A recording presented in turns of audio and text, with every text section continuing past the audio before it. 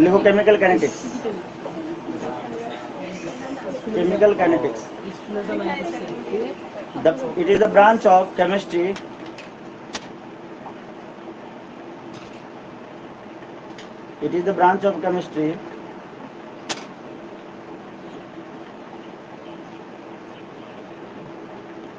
which deals with the study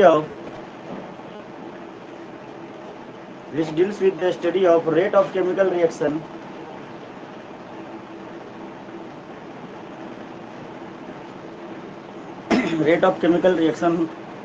comma the factor affecting the rate of reaction,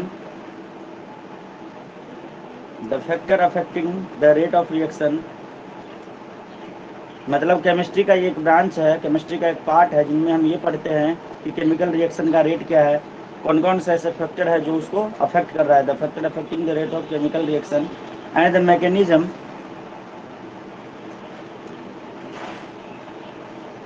the mechanism सृजन पढ़ने क्यों नहीं आया रे, सेंटर पे क्यों नहीं आया?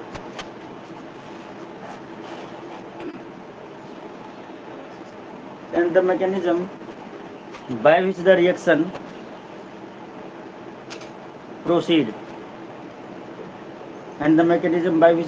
proceed is called chemical kinetics.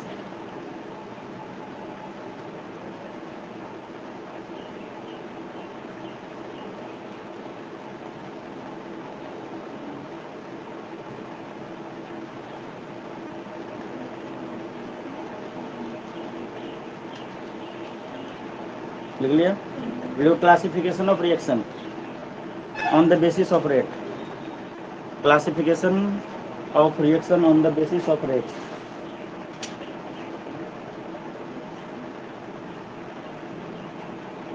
Classification of reaction on the basis of rate, RATES, rates.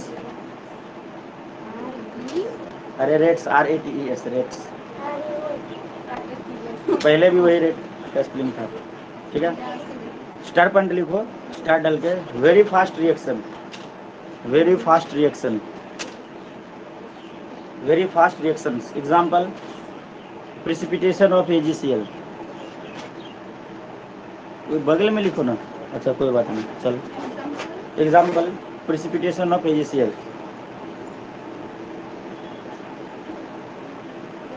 Next star point लिखो very slow reaction AgCl, silver chloride AgCl. हाँ, सेकंड स्टार पॉइंट लिखो वेरी स्लो रिएक्शन. लिख दे जैसे तू खुश रहे, लिख दे very slow reaction. Example rusting of iron. ये पढ़ के आई है फर्स्ट सेकंड पेज, आई है ना? हाँ पता है मुझे. Next star point reaction taking place at moderate speed. Reaction taking place at moderate speed.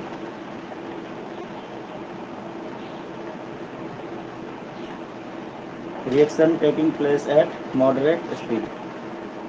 इसका एग्जाम्पल बता. सर ये तो थोड़ा सा ज़्यादा नहीं सुनते हैं तो इसलिए ये भूल गए. एग्जाम्पल लिख. Hydrolysis HYDROLYSIS, hydrolysis of starch. Hydrolysis of starch, starch का हाइड्रोलाइसिस. केमिकल काइनेटिक्स पता चल गया. रिएक्शन को बांटा गया है रेट्स के आधार पे, ठीक है.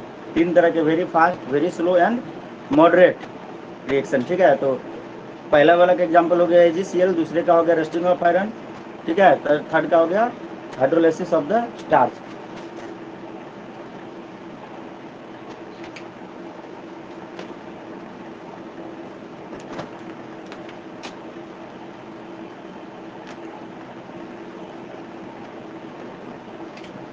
अब हम बात करेंगे अगला topic, rate of chemical reaction. Rate of chemical reaction. Rate of chemical reaction. Rate of chemical reaction लिखो. The rate of chemical reaction can be defined as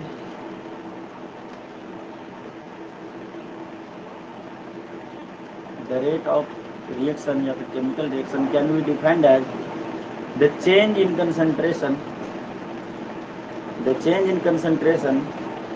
of a reactant the change in concentration of a reactant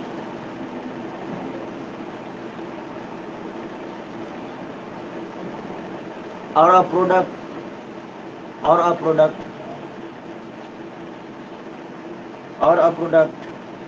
in unit time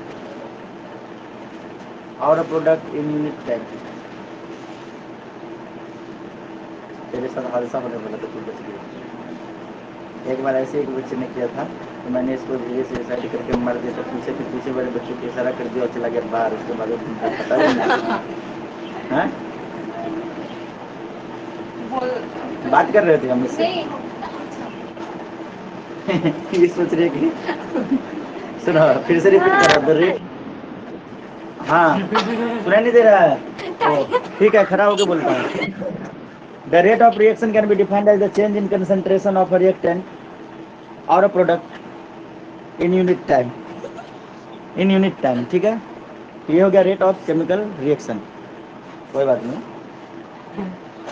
धीरे बोले थे तो सुनाई कैसे देगा।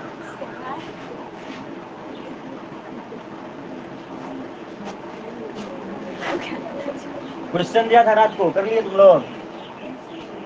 देखो rate जो होता है वो क्या होता है, 50 रुपीज के जी नहीं, चेंज इन कंसंट्रेशन और divided by change in time. Change in concentration of reactant and product. Soon, change in concentration of reactant and product मतलब ये तो हमने लिखा नहीं, चेंज इन कंसंट्रेशन चाहे रिएक्टेंट का हो चाहे प्रोडक्ट का हो, कोई बात नहीं, इसलिए ऐसा लिखा ताकि दोनों में काम कर जाए, ठीक है ना। विथ रिस्पेक्ट टू टाइम, ठीक है। मिला के देखना डिफिनेशन के साथ, क्या लिखा डिफिनेशन में देख, rate of change in concentration of reactant and product in unit time, ठीक है।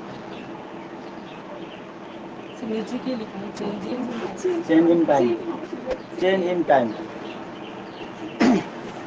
अब देखो यहाँ पे कुछ चीजें बताओगा जो अभी दिमाग में नहीं घुसेगा, लेकिन जब इसका ग्राफिकल रिप्रेजेंटेशन करेंगे तो 100% आ जाएगा। मैं कोशिश करूंगी यहाँ पे 100% बता दिया जाए।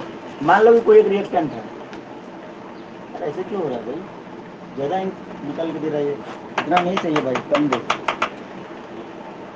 रिएक्टेंट से कोई प्रोडक्ट बना, ठीक है, तो मैं इसका रेट लिख रहा हूँ, तो रेट जो लिखेंगे ना चेंज इन कंसंट्रेशन है, तो इसको हम डेल्टा से लिखेंगे। तो क्या लिखेंगे, डेल्टा कंसंट्रेशन हम लिख रहे हैं रिएक्टेंट का, ठीक है, तो डेल्टा कंसंट्रेशन लिखते हैं तो लार्ज ब्रैकेट के अंदर लिखते हैं, ऐसे लिखते हैं, और divided by change in time, तो ये लिखेंगे डेल्टा टी, ठीक है, चेंज इन टाइम। और ये तुम्हारा change in concentration of reactant, और ये चेंज इन टाइम, तो सीधा डेल्टा टी। यहाँ पे कंसंट्रेशन वर्ड भी है, change in concentration of reactant या change in concentration of product, तो ये ब्रैकेट के साथ लिखना पड़ेगा। और सुन, तो ये जो हो जाएगा तुम्हारा, ये क्या हो जाएगा, R2 माइनस R1 और divided by T2 minus T1, T2 minus T1।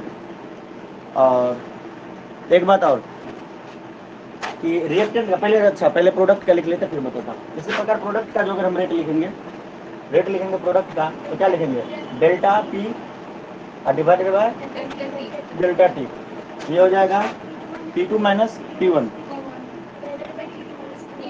T2 minus T1। यहाँ पे टीचर है जिसका नाम है T2, फेमस है बंगाली मीडियम का, हाँ T2 सर। हाँ तो सुन, मर गया, उसके वहाँ कलेमा में पूरा बिग दुर्गा पूजा होता है, बहुत बड़ा होता है। एक दिन तो सर पता है कि गणेश के मुंह में अगर एक सिक्का देना तो हाथ में लड्डू आता है, ऐसे थीम होने के बाद।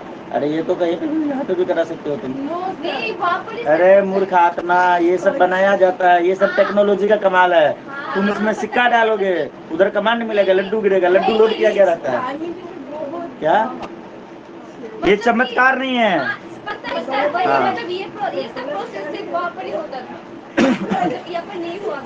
हमारे उधर पे एक जो दुर्गा पूजा हुआ था ना, तो उसमें एक झूला था, झूले पे दुर्गा माता हर एक झूले पे 9 रूप में ये थी, और एक एक करके मतलब शिफ्टिंग होता रहता था।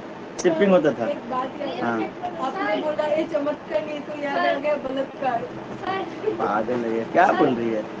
ये वर्ड बोलने की भी यहाँ पे जरूरत क्या थी? हाँ हाँ, उठा ले। तो देखो, तो यहाँ पे जो है, ओए, यहाँ पे जो लगेगा वो माइनस साइन लगेगा। क्या लगेगा? यही बात मैं बोल रहा था कि यहाँ पे फिलहाल समझ में नहीं आएगा, ग्राफ से समझ में आएगा। यहाँ पे भी माइनस साइन लगेगा और यहाँ पे प्लस लगेगा, यहाँ पे भी प्लस लगेगा। फिलहाल अगर मूर्खों की तरह बात किया जाए तो हम ये कहेंगे कि मान लो कि कोई रिएक्टेंट था, तो रेट हम लिख रहे हैं रिएक्टेंट का, ठीक है। तो रिएक्टेंट का जो लिख रहे हैं, तो ये मान लो कि 100% था, 100% का रिएक्टेंट। फिर जाके रिएक्शन हुआ, कुछ समय बाद ये प्रोडक्ट बना। तो बात अगर रिएक्टेंट के लेवल पे किया जाए तो रिएक्टेंट क्या हो रहा है? कम हो रहा है, नहीं हो रहा है। रिएक्टेंट तो पूरी तरह से खत्म हो जाएगा, प्रोडक्ट बन जाएगा, नहीं बन जाएगा। कुछ और एक प्रोडक्ट, दो प्रोडक्ट, कुछ भी बने। तो इसलिए भाई ये खत्म हो रहा है, इसलिए माइनस। और ये क्या हो रहा है? बन रहा है, तो इसलिए प्लस। फिलहाल इतना याद रखो, ग्राफिकल रिप्रेजेंटेशन से पूरा समझ आ जाए। कहने का मतलब ये कि यहाँ पे जो होगा R1 जो होगा R2 से बड़ा होगा। क्यों? क्योंकि R1 जो है तुम्हारा इनिशियल, R2 है तुम्हारा फाइनल, है ना। तो R1 तो पहले बड़ा था, वही तो कन्वर्ट होके कमते गया, कमते गया, कमते गया, ठीक है। तो यहाँ पे R1 ग्रेटर देन R2 होगा, और यहाँ पे जो होगा P2 जो होगा ग्रेटर देन P2 होगा, उल्टा है। यहाँ पे P2 ग्रेटर देन P1, हाँ P1। इसको जब ग्राफ करेंगे तो ये पूरा 100% आ जाएगा। अभी ही करेंगे थोड़ी देर बाद, ठीक है ना।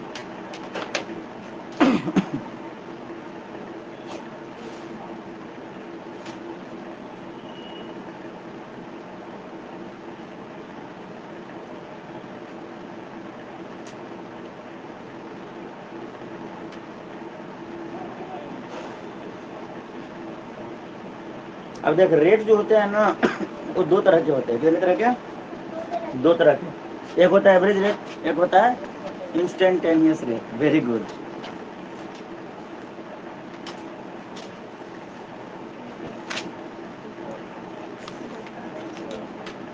तो लिखो average rate.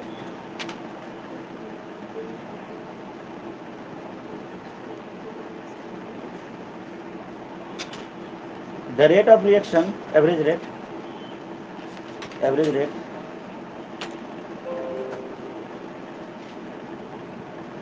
the rate of reaction measured over a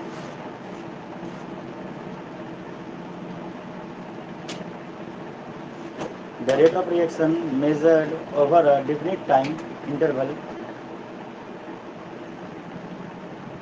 definite time interval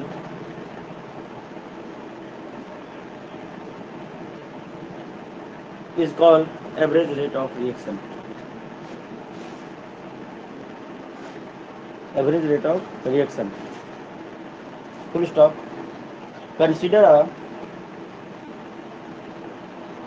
hypothetical reaction. Consider a hypothetical reaction. HYPOTHETICL. Hypothetical reaction. हमने क्या किया? एक hypothetical reaction ले लिया, ये ऐसी R से प्रोडक्ट, ठीक है।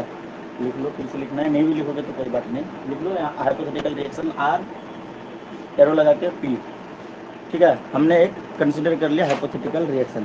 तो यहाँ पे मैं एवरेज रेट की बात करूंगा। इसको मिटा देता हूँ ना।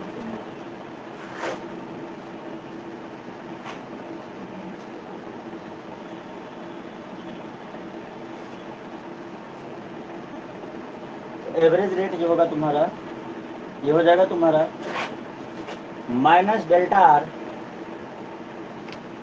By delta T। नहीं, इसमें एक सेकंड रुक जाओ। कंसिडर हाइपोथेटिकल रिएक्शन जो लिखा ना, यहाँ पे तुम लिखो 2R 3P।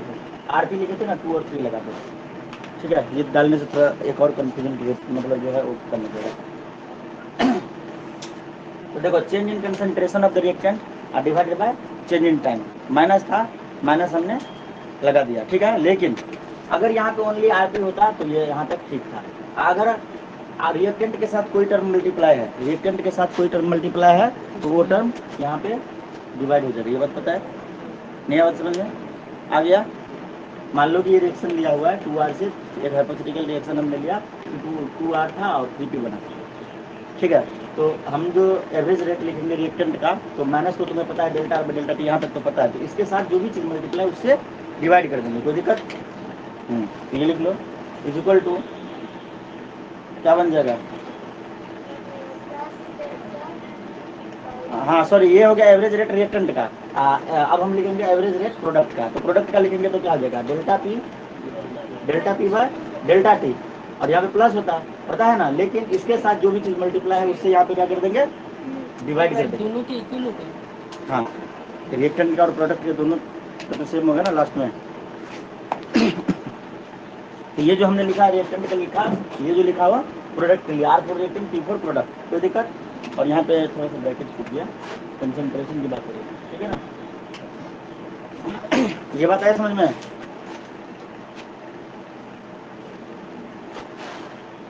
यार कभी कभी क्या होता है ना, छींक आने वाला होता नहीं आता है तो बहुत बुरा फील होता है ना।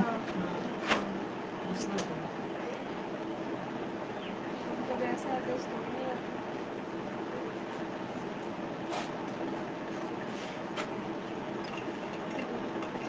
समझ में आ रहा है चैप्टर, मजेदार है ना।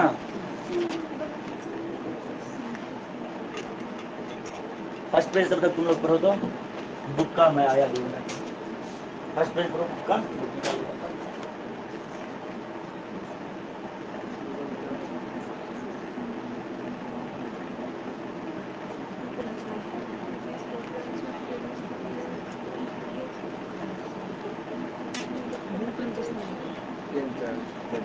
अरे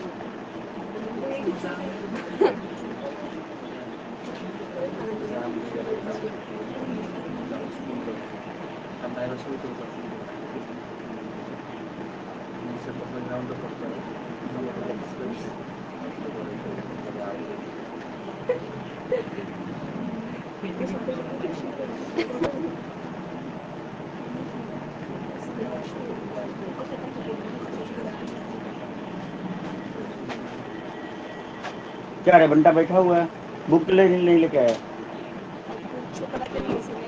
हम बुक से नहीं पढ़ाते, क्या बात करते हो। मतलब एनसीआर तुम जाके मिला ले, एक एक लाइन मैच कर जाएगा, नहीं कर रहा है। नहीं, ये नहीं बोल रही, मतलब बुक खोलने की जरूरत नहीं पड़ते ना इसलिए। हाँ ये बोल सकते हो। वो बोल रही थी। मैं जो तुम्हें जो भी पढ़ा रहा हूँ बंटी और अभिजीत, अब बंटा नहीं बोलूंगा, भूल जाऊंगा तेरा नाम नहीं तो जितना चीज भी मैं तुम्हें पढ़ा रहा हूँ जाके फिजिक्स को ही मिला के देख ले, एक एक लाइन एक एक टॉपिक नहीं मिल जाता है। हाँ लैंग्वेज थोड़ा बहुत अलग हो सकता है, वही लैंग्वेज 2 बार पढ़ाएंगे, 2 बार कभी कभी मैं क्या लैंग्वेज अच्छे है। ये इजी आसान लैंग्वेज। हाँ तो ये तो कह सकते हो। और ये कहाँ गया, 10th में भी जो मैंने जो नोट्स बनवाया था इन लोग का, अगर तुम्हें मौका मिले कभी स्कूल में पढ़ाओ तो देखना, काफ़ी इजी लैंग्वेज बनाया था। अभी तो मतलब बच्चे को तो तब समझ में, तब तो पढ़ने में भी मन लगेगा। अगर वरना फिर बुक का लैंग्वेज लिखने गोल गोला कहीं कहीं पे हो जाता है कि मैं 2 बार बोलूँगा तो मेरा भी दो तरह का लैंग्वेज हो जाता है, नहीं हो जाता है। फिर बोलता रहे सर अभी तो आपने ये बोला था, अभी ये बोला, अच्छा ठीक है, वो भी सही है और ये भी सही है, हमने जो बोल दिया वो सब सही है। तो ये हमने लिखा एवरेज रेट के बारे में। अब लिखो इंस्टेंटेनियस रेट।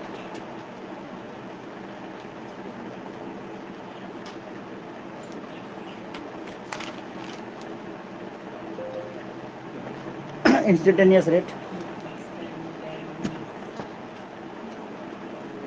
तुम इसको अलग अलग करके भी लिख सकते थे, जैसे रुक जाओ, मान लो कि इसमें एक में लिख गया, मतलब बच्चे कंफ्यूज, लेकिन इसको कुछ नहीं हुआ, नहीं लिखना, नहीं भी लिख सकते, मैं जस्ट समझा रहा हूँ। जैसे एवरेज रेट ऑफ रिएक्टेंट लिखेंगे ना, एवरेज रेट ऑफ रिएक्टेंट लिखेंगे तो इसको delta R by delta T जो भी है तुम्हारा माइनस सन के साथ 2 लगा के लिख सकते हैं। फिर अलग से मतलब प्रोडक्ट का लिखना चाहे जैसे बुक वगैरह में मिलता है, अलग से लिखा हुआ है, नया बात समझ में। हाँ एवरेज रेट, हाँ रिएक्टेंट का अलग, average rate of the reactant, average rate of reaction for reactant, ऐसे करके लिखा होगा delta R by delta T, और ये 2 नहीं लगा होगा वहाँ पे। हमने मतलब एक स्पेशल केस जनरेट करके ले लिया ताकि न्यूमेरिकल में भी प्रॉब्लम ना आए। वहाँ पे आर से पी लिखा है, delta R by delta T और माइनस लगा दिया। मतलब दोनों का आंसर तो सेम है, रिएक्शन और प्रोडक्ट। ये दोनों इक्वल होंगे, आंसर सेम कैसे आएगा? अरे रिएक्शन होता है, रिएक्शन के नहीं, आपने जो रिएक्टेंट का जो मतलब क्या बोलते हैं, वो दोनों को इक्वल दिखाया नहीं, हाँ, तो दोनों का आंसर भी इक्वल है। आंसर कैसे इक्वल तो होगा? क्या मतलब ये बोल रहे थे अगर आंसर इक्वल ना हो तो ये रिएक्शन और प्रोडक्ट कैसे इक्वल होगा? भाई यहाँ पे मैं बोल रहा हूँ कि इसका जो रेट होगा ना, रिएक्शन का जो रेट होगा ना, वो मतलब रिएक्टेंट का होगा ये, और ये होगा प्रोडक्ट का ये, और ये दोनों तो इक्वल ही होंगे क्योंकि रिएक्टेंट का जितना मास होता है प्रोडक्ट का भी उतना ही मास होता है। नया बात समझ में? कोई भी चीज़ जो तुम रिएक्ट करा रहे हो, law of conservation of mass, conservation of mass, तो उसके अकॉर्डिंग देखा जाए तो नहीं होगा, इक्वल होगा ना?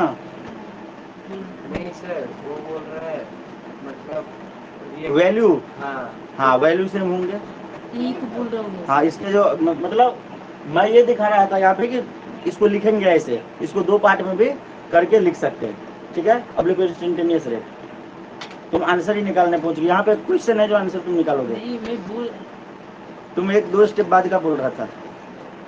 यहाँ पे क्वेश्चन हमने लिखा है, मैंने बताया कि ये ऐसा होगा, ये प्लस होगा, ये माइनस होगा, ठीक है। क्वेश्चन करते हैं। इंस्टेंटेनियस रेट लिखो, the change of concentration, sorry, the rate of change of concentration,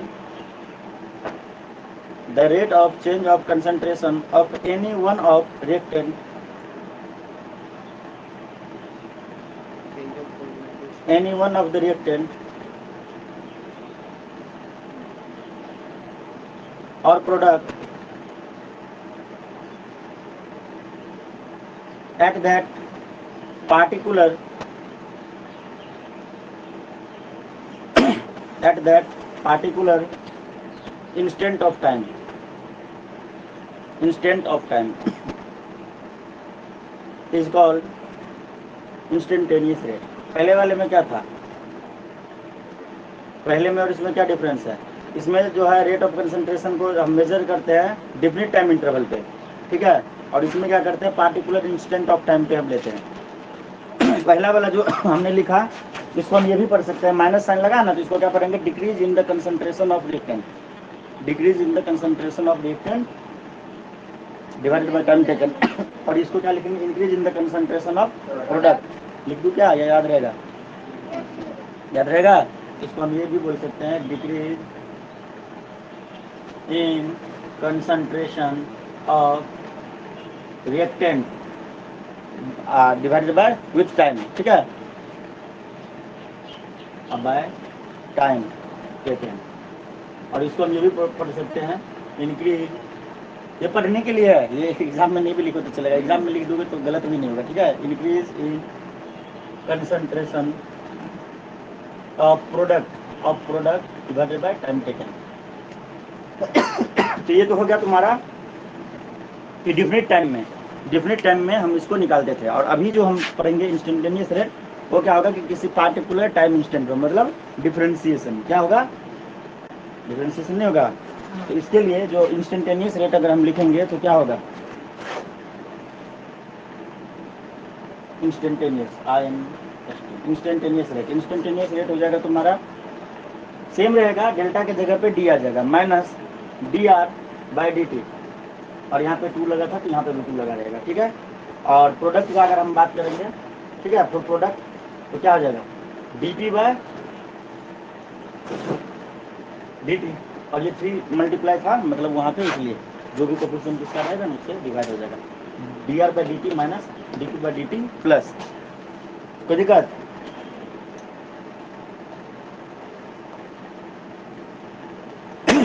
और यहाँ पे डेल्टा टी जो होगा टेंस टू 0 होगा, डेल्टा टी टेंस टू 0।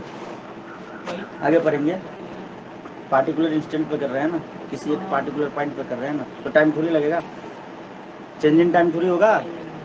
मान लो कि हमने कोई एक पॉइंट ले लिया जिस जगह पे, भाई हमें इसी पॉइंट पे देखना है, उसमें तो टाइम नहीं ना, चेंज इन टाइम तो नहीं है ना, इसलिए डेल्टा टी टेंस टू 0 हो जाएगा, ठीक है।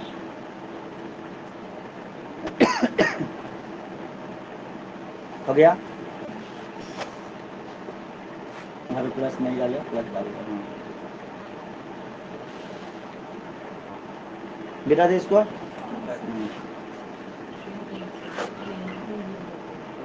अब मान लो कि एक रिएक्शन दिया हुआ है alpha A plus beta B ये है रिएक्टेंट, प्रोडक्ट बना gamma and delta, gamma C plus delta D, ठीक है, gamma C plus delta D. तो यहाँ पे इंस्टेंटेनियस रेट ऑफ रिएक्शन क्या होगा? इंस्टेंटेनियस रेट ऑफ रिएक्शन क्या होगा? Instantaneous rate of reaction, reactant और प्रोडक्ट दोनों की एक साथ मैं बात कर रहा हूँ। तो ये हो जाएगा तुम्हारा, देखो रिएक्शन में तो माइनस लगेगा, ये तो पता है, लगेगा ना। तो माइनस डी ए का concentration divided by D T हो जाएगा। ए के साथ कौन मल्टीप्लाई? अल्फा, तो अल्फा ये इक्वल टू हो जाएगा,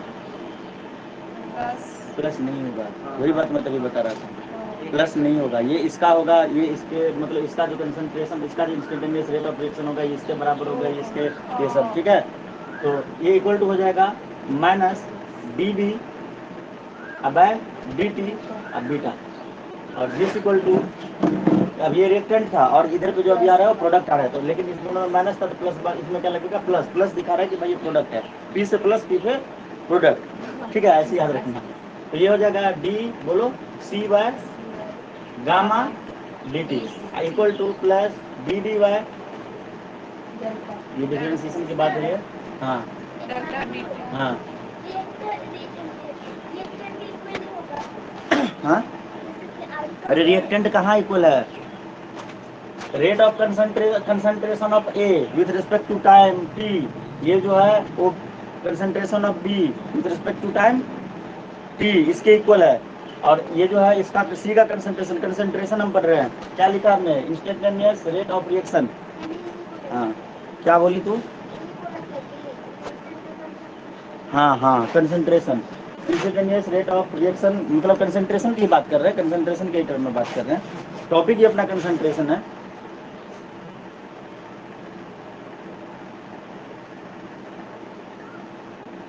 अगर एवरेज रेट की अगर बात करते तो क्या करते? डेल्टा लगा देते, बाकी सेम रहता है, सब कुछ रहता ना, अरे डी की जगह पे डेल्टा। सर सब इक्वल कैसे होगा? कैसे नहीं होगा ये बता? यहाँ पे रिएक्टेंट का मास का सम हम थोड़ी कर रहे हैं जो तुम दोनों को जोड़ देगा। इसका कंसंट्रेशन बोल रहा हूँ कि इसका कंसंट्रेशन जो है, ए का कंसंट्रेशन जो है वो इसके इक्वल होगा, ये इसके इक्वल होगा, ये इसके इक्वल होगा, सारों ऐसे होते हैं। कैसे होते हैं ये मतलब ये होते हैं, हाँ एम्पिरिकल रिलेशन कह सकते हैं, ऐसा होते हैं। अब लिखो अगला टॉपिक, रेट ऑफ रिएक्शन।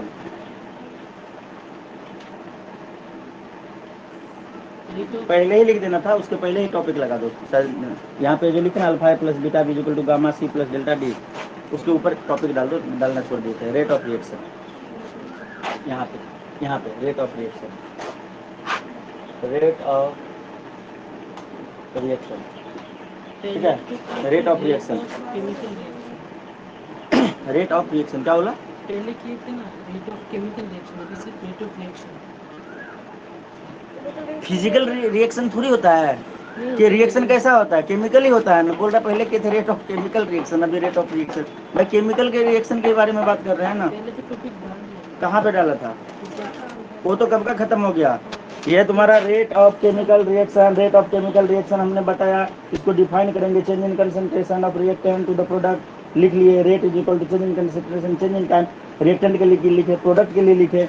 इसके बाद टू टाइप्स ऑफ रेट आ गया कि भाई एक जो होता है एवरेज रेट होता है, एक जो होता है इंस्टेंटेनियस रेट होता है। फिर से लिखे रेट ऑफ रिएक्शन। अभी जो था पहले आर से पी हाइपोथेटिकल रिएक्शन लिखे थे, अब थोड़ा मतलब रिएक्टेंट में दो सब्सटेंस थे, प्रोडक्ट में दो सब्सटेंस, ऐसे टाइप के ले रहे हैं तो बोल रहे कर लिए।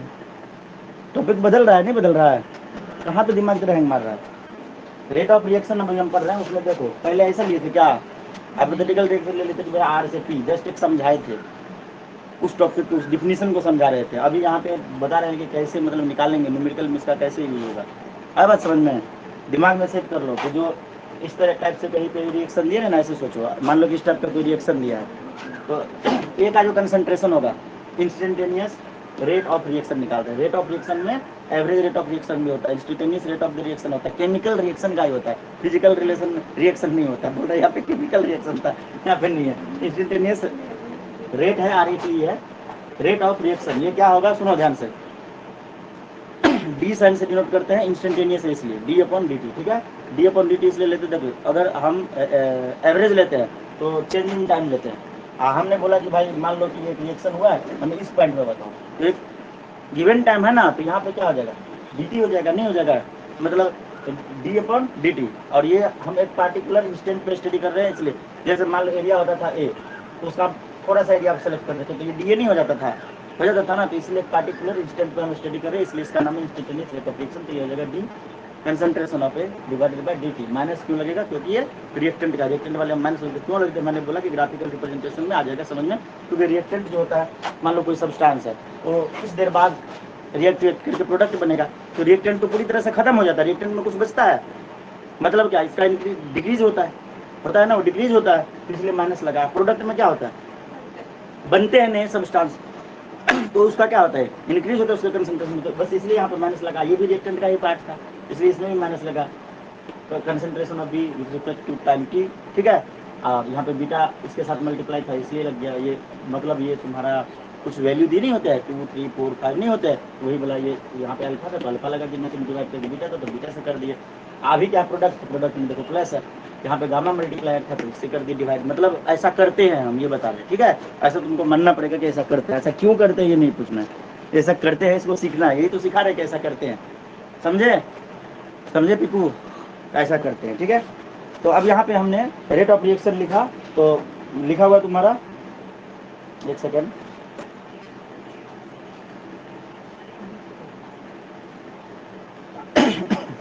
तो इसको अगर हम अलग अलग करके लिखे तो कैसे लिखेंगे, देखो तो इसको लिखेंगे रेट ऑफ रिएक्शन ऑफ ए, इसको हम दूसरा क्या पढ़ सकते हैं, रेट ऑफ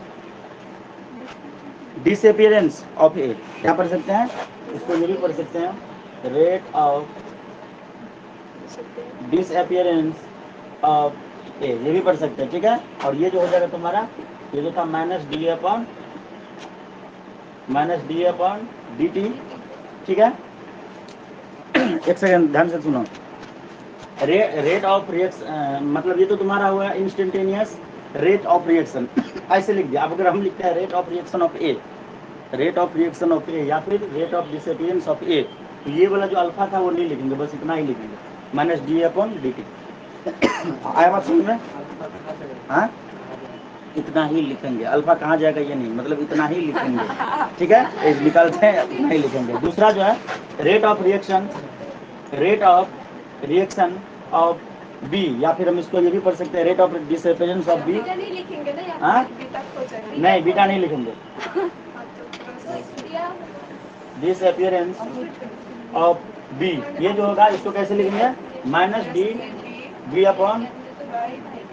-d/dt, -dB मतलब concentration of B with respect to T. और यहाँ पे जो बीटा था मतलब कितने थे वो नहीं, क्योंकि देखो क्यों नहीं लिखेंगे ये बता रहा हूँ, रेट ऑफ रिएक्शन ऑफ ए, हम ए की बात कर रहे हैं, 2a की बात नहीं कर रहे हैं, आवाज समझ में, तो इसलिए 2 को छोड़ दो। मान लो यहाँ पे 2 भी तो हो सकता था, 3 भी तो हो सकता था, मतलब कितने मोलकूल वगैरह नहीं होते हैं, मतलब कैसे बताएंगे आप, जैसे H2O एक होता है 2H2O, तो हम H2O की बात कर रहे हैं, हम 2H2O की बात नहीं कर रहे हैं, आवाज समझ में। तो इस प्रकार रेट ऑफ रिएक्शन ऑफ ए जो होगा तो वो होगा तुम्हारा ये, और ये अल्फा क्यों हट जाएगा, क्योंकि वो जो था मल्टीप्लायर था इसलिए हट जाएगा। Rate of reaction of B या फिर rate of disappearance of B जो बात करेंगे तो हो जाएगा -dB/dt, समझ में आ रहा है। अब ये यार ये तो कॉमन सेंस की बात है, हम एक मतलब जो मोलिक्यूल है जो रिएक्शन में पार्टिसिपेट किया है, जो कंपाउंड है उनकी बात कर रहा है, उसके पीछे बैलेंस वैलेंस करने के लिए जो नंबर लगा है उसकी हम बात नहीं कर रहे। समझ में आ गया, क्लियर हुआ या नहीं, इतना तो किसी भी समझ सकता था। चलो लिखो तो rate of reaction of C, उसको क्या बोलेंगे, दूसरा कैसे पढ़ेंगे, क्या, very good, rate of appearance of C, मतलब ऐसे भी कभी कभी ये लिखा होता है कभी कभी ये लिखा होता है, rate of reaction of C, उसको दूसरा नाम से पढ़ेंगे रेट ऑफ एपियरेंस ऑफ सी। लिख पाओगे खुद से, मैं लिखूं, मिटा दो इसको मिटा देता हूँ, rate of reaction of C, इसको क्या पढ़ेंगे? रेट, देखो ART लिखा, rate of appearance of C is equal to, ये क्या हो जाएगा? Plus DC by DT। यहाँ पे डिसअपियर हो रहा है इसलिए माइनस लगा था, वहाँ पे अपीयरेंस हो रहा है। अब धीरे धीरे माइनस प्लस वाला फंडा खत्म होते जा रहा है ना, ये ग्राफ करेंगे तो पूरी तरह से खत्म हो जाएगा, तुम इस बात को अपने आप मान लोगे। ठीक है, फिर से हम rate of reaction of D, तो इसको क्या पढ़ेंगे? रेट ऑफ अपीयरेंस, आप मत पढ़ लेना, डॉट भी लगा पूरा पढ़ना, appearance of C, sorry D, दिक्कत हो रहा है तो पूरा लिख लो। ठीक है, ये हो जाएगा plus DD by DT, delta नहीं लिखेंगे, क्यों नहीं लिखेंगे पता चल गया?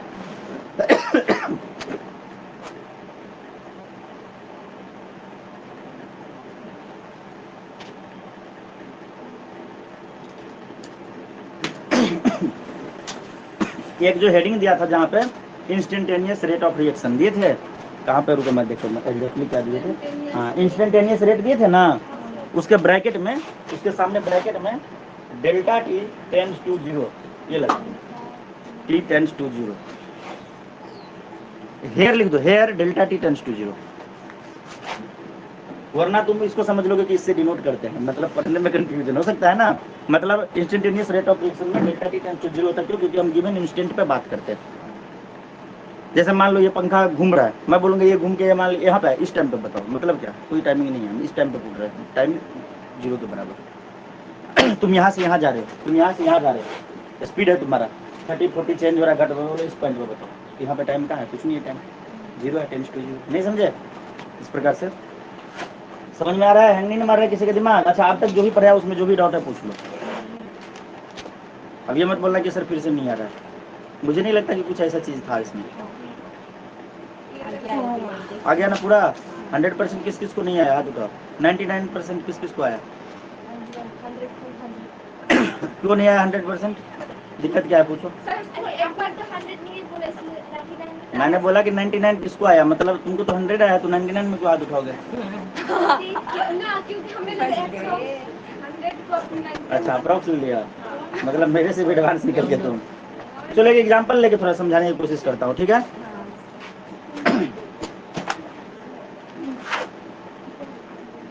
मान लो कि एक रिएक्शन दिया हुआ है N2 प्लस 3H2, ये बना लिया तुम्हारा 2NH3, यहाँ पे कुछ नहीं है तो क्या है? 1 है, मल्टीप्लायर क्या है? 1, तो हम रेट ऑफ रिएक्शन निकाल रहे हैं। ठीक है, रेट ऑफ रिएक्शन जो निकाले, मतलब इसका लिखेंगे तो क्या लिखेंगे? माइनस D, बोलो N2 का कंसंट्रेशन ना चेक करेंगे, N का खुद करेंगे, डिवाइडेड बाय DT, और यहाँ पे क्या हो जाएगा? 1, तो 1 लिखने से ना लिखने से बस तुमको समझाने के लिए लिख रहे हैं। और बोलो equal to minus D H2 by 3DT, very good, equal to plus D NH3 2DT। आया बात समझ में? इस प्रकार से लिखेंगे। लेकिन अगर हमसे पूछ दे, सुनना, rate of disappearance of N2, आगे बात समझ में? तो ये मतलब 1 नहीं लिखेंगे। अगर कुछ rate of disappearance of H2 तो 3 नहीं लिखेंगे। आगे बात समझ में? ऐसा करके यूज करेंगे, आगे आएगा, न्यूमेरिकल करेंगे ना बड़े बड़े। रेट ऑफ, हाँ, ए का, बी का, सी का अलग अलग, अगर इसका पूछे ओनली तो 3 नहीं लिखेंगे, अगर इसका ओनली पूछे तो 1 नहीं लिखेंगे, इसका ओनली पूछे तो 2 नहीं लिखेंगे। ऐसा समझ में? बंटा,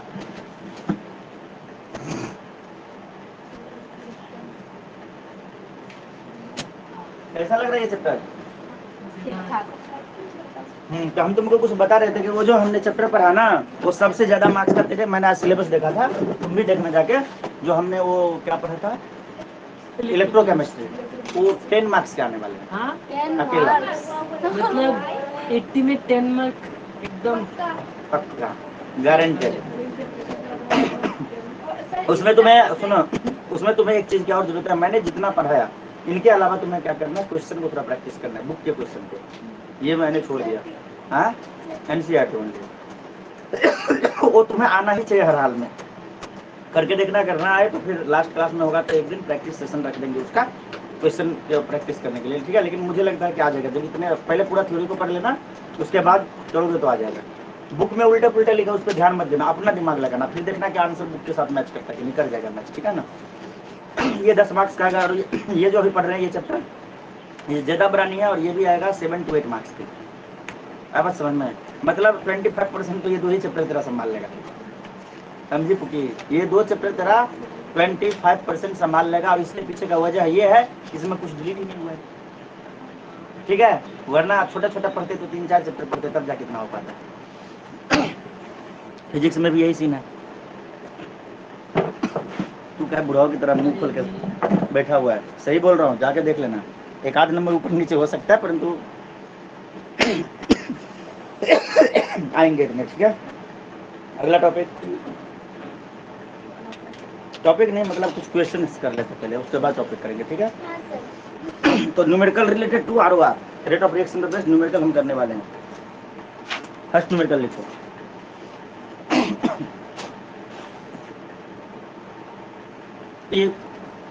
road of H2, rate of disappearance, if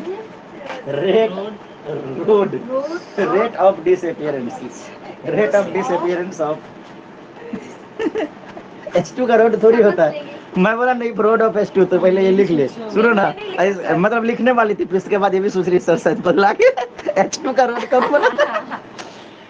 तो मैंने जानबूझ के मजाक के अंदर बोला rate of disappearance of H2, ROD, R.O.D लिख सकते हैं, मतलब अपने आपको समझ जाना है यार, एग्जाम में ना पूरा लिखेंगे क्या। ये 2 into 10 to the power, पता नहीं ऐसे क्यों हो रहा है यार, 2 into 10 to the power minus 3 ms to the power minus 3,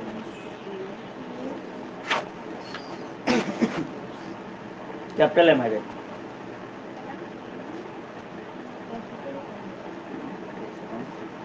और ना सर, आपने एक बार बोला नहीं वो यूनिट क्या, अरे पढ़ेंगे भाई, वेट करो, यूनिट की भी जरूरत नहीं है, यूनिट पढ़ाएंगे, ठीक है, कुछ नहीं छोड़ेंगे। मोलरिटी M, कैपिटल M है, छोटा मैंने लिख दिया। हाँ, ये मैंने M स्मॉल लिख दिया, पर मैंने बोला कैपिटल M होगा, लिखने वाला हूँ अभी। कभी कभी ऐसा होता है ना कि हवा की वजह से ऐसा लगता है यहाँ पे कुछ है, कितना भी खासो कुछ नहीं, पानी पीते हो गया, तेरा आइडिया काम किया, लेकिन फिर से होने लगा। Rate of disappearance of the H2 is 2 into 10 to the power minus 3 molarity per second, कोई दिक्कत। Then find ROA, rate of appearance of HI,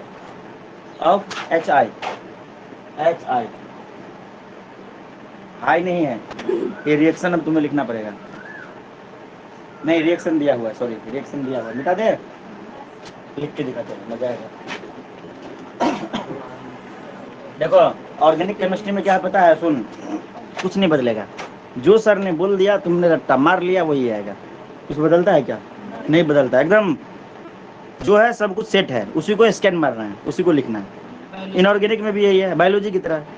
physical chemistry में ये बिल्कुल मैथ है, ये पता नहीं उल्टा पुल्टा पुल्टा उल्टा, एकदम सबसे ज्यादा बच्चे को पढ़ते हैं फिजिकल केमिस्ट्री, और सबसे कम मार्क्स फिजिकल में स्कोर करते हैं, क्योंकि मैथ्स है, बहुत ज्यादा परेशान होते हैं, ठीक है। तो अब तुमको मैं पढ़ा रहा हूँ फिजिकल केमिस्ट्री, मैं क्या सोच के पढ़ा रहा हूँ, सुन, मैं तुम्हें फिजिकल केमिस्ट्री पढ़ा रहा हूँ, बोलोगे कि सर तो फिर तो आपको ऑर्गेनिक पढ़ाना चाहिए, कि उसमें, अरे हल्ला मत कर भाई, कुछ भी नहीं बदलता, हम लोग ज़्यादा स्कोर कर पाते हैं। तो मैं तुम्हें एक बात बता दूं कि ऑर्गेनिक केमिस्ट्री तुम्हें कोई भी पढ़ाएगा तो तुम्हें समझ में आ जाएगा, लेकिन फिजिकल केमिस्ट्री हर किसी के पढ़ाने से समझ में नहीं आएगा। और फिर तुम्हारा क्या होता है पता है, पूरा एकदम इनऑर्गेनिक आता है, पूरा ऑर्गेनिक आता है, मतलब 80 में से तुम 60 मार्क्स करने के लिए एकदम बेताब हो, 60 मार्क्स तो भगवान भी नहीं रोक सकता, लेकिन ये 20 मार्क्स जो है ना, ये तेरे को ना के बराबर आता है। अपने तुम उसमें जुगाड़ उगाड़ जैसे तैसे रट्टा उट्टा मार उड़ के जाते एग्जाम में, और उसके बाद आता ही नहीं बस समझ में, गलती कर देते, कहीं ना कहीं मिस्टेक हो जाता है, पूरा चैप्टर आता है पर जो क्वेश्चन आया उस क्वेश्चन में कंफ्यूजन होता है, पूरा चैप्टर आ रहा होता है, लेकिन जो एग्जाम में आया उस क्वेश्चन में थोड़ी सी कंफ्यूजन होती है, थोड़ा बहुत गलती हो जाता है। तो 25 मार्क्स मतलब 75 तो 75 कैसे बोलते 55 तुम संभाल लेता, इधर से 25 तुम्हें धोखा मिल जाता। 25 मार्क्स के 25 प्लस मतलब 27 28 मार्क्स के आते हैं फिजिकल, पता है ना, इक्वल रेशियो में आते हैं, नहीं पता। 3 से डिवाइड करो 3 70 को 70 का होता है ना तेरा एग्जाम, 3 से डिवाइड करते हो तो कितना आता है? नहीं 22 आता है। तो फिजिकल केमिस्ट्री ज़्यादा आता है, ऑर्गेनिक केमिस्ट्री ज़्यादा आता है, और इनऑर्गेनिक केमिस्ट्री थोड़ा सा कम आता है। आया बस समझ में, 20 नंबर का आगे इनऑर्गेनिक केमिस्ट्री, ठीक है। क्या कौन ऑर्गेनिक नहीं, फिजिकल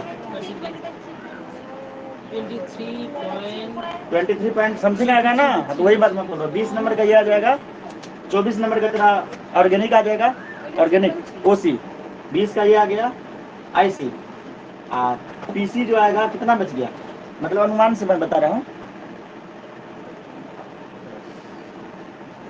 26 इस टाइप से। मतलब ऐसा होता रहता है, इन दोनों में थोड़ा बहुत चेंजेस होते रहते हैं। ये दोनों मिला के 50 नंबर आते हैं, ऐसा समझो। कभी ये आ जाएगा 25-25, कभी आ जाएगा ये 26-24, कभी ये आ जाएगा, नहीं समझ रहे हो, ये बढ़ जाएगा। मतलब ये दोनों का वेटेज ज़्यादा होता है, नहीं समझा।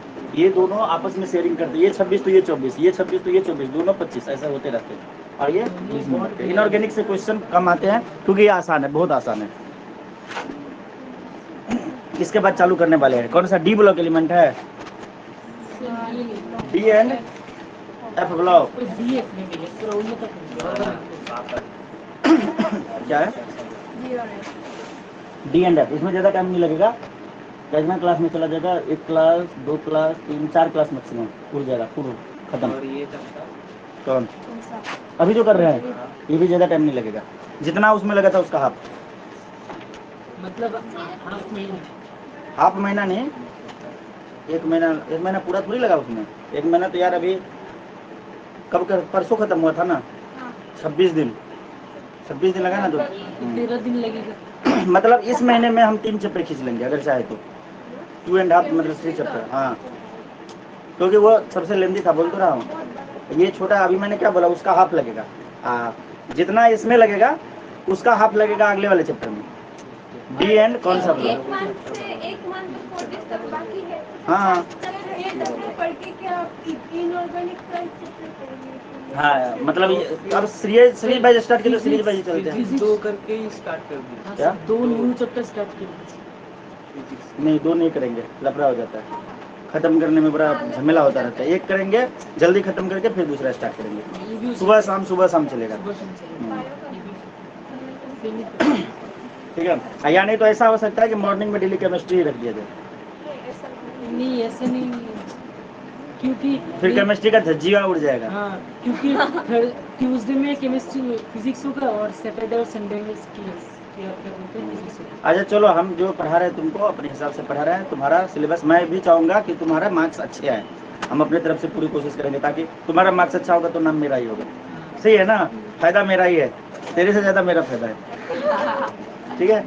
तो इसलिए तुम लोग घबराओ मत, हम एकदम अच्छे से करेंगे। जितना टाइम मैं ये बता रहा हूँ कि जितना चैप्टर 3 में लगा उसका हाफ लगेगा चैप्टर, मान लो कि चैप्टर 4 में लग गया, मान लो 8 दिन सपोज करो, मैं वैसे बात रहा हूँ, अगर 8 दिन इसमें लगा तो जो चैप्टर 5 जो है ना उसमें लगेगा 5 दिन, मतलब अनुमान लगा लो कितना कम टाइम उसमें लगेगा, मैंने सपोज कर लिया, ऐसा बोल नहीं दिया कि हो सकता है कि 4 दिन में खत्म हो जाए, वो डिपेंड करता है कि हम कितने स्पीड से पढ़ रहे हैं। दूसरी बात ये कि केमिस्ट्री में मेरे पास बहुत समय होता है, मॉर्निंग वाला बैच होता है, ज़्यादा समय होता है ना, तो उसकी टेंशन मत लो, आराम से खत्म होगा। और जब सीरीज वाइज स्टार्ट किया तब सीरीज वाइज ही चलेंगे, चैप्टर 1 डिलीट था, चैप्टर 2 तुमने पढ़ लिया, चैप्टर 3 हमने करा दिया, चैप्टर 4 हम कराने वाले हैं, चैप्टर 5 जाएंगे एकदम PT1 होगा, 5 चैप्टर आ जाने वाला है, एकदम फाड़ के रख देंगे, सही है ना।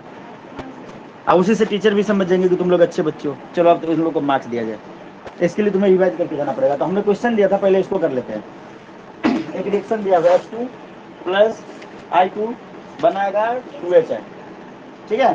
तो यहाँ पे बोला गया, दिया हुआ हमारे पास क्या है, रोड दिया हुआ है, ठीक है, ROR निकालना है, किसका निकालना है, ROR HI का, हमें दिया हुआ किसका है, H2 का, सुनना, HI का निकालना है, ये देखो HI का निकालना है और H2 का दिया हुआ है। H2 के बारे में कोई जानकारी है हमारे पास?